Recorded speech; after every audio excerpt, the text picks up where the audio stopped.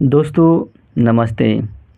दोस्तों आज का टॉपिक का विषय ये है कि नेगेटिविटी से आप दूर नहीं कर सकते हैं।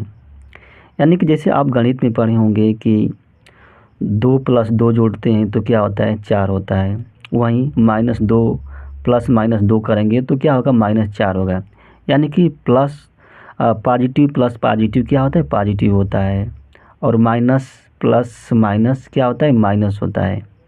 तो उसी तरह से नेगेटिव है।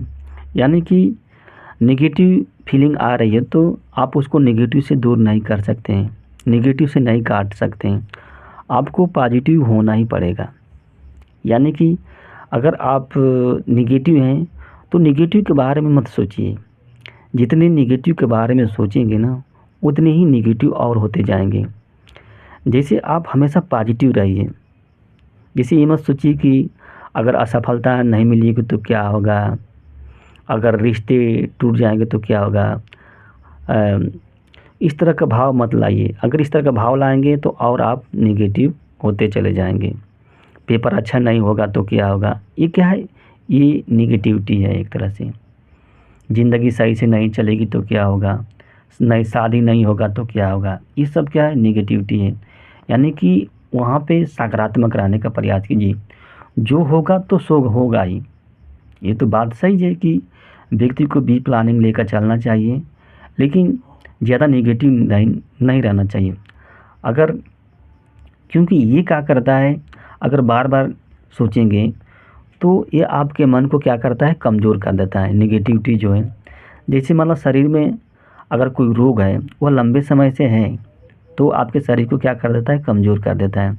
उसी तरह नेगेटिव फीलिंग है, लंबे समय से बार बार आ रही है कि लगता है कि मेरा पेपर अच्छा नहीं होगा, लगता है रिश्ता टूट जाएगा, मेरे को जॉब नहीं मिल पाएगी, ये डेली बाय डेली आ रही है।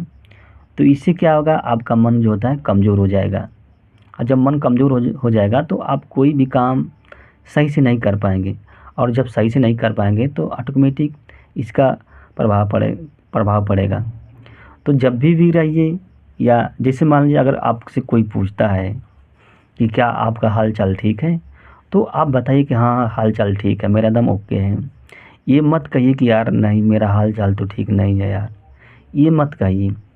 जैसे कोई व्यक्ति अगर दुखी है तो उसके दुख से आपको खुशी नहीं होना चाहिए, उससे दुख से तो उसके दुख में शामिल होइए।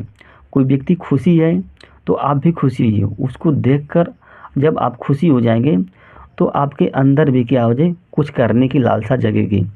जैसे मान लीजिए अगर आपका पड़ोसी है, पड़ोसी बाइक खरीदता है तो आपको उससे देखकर दुखी नहीं होना चाहिए। अगर आप दुखी होंगे तो आपके अंदर क्या प्रॉब्लम क्रिएट होगी, उसको देखकर खुश होइए।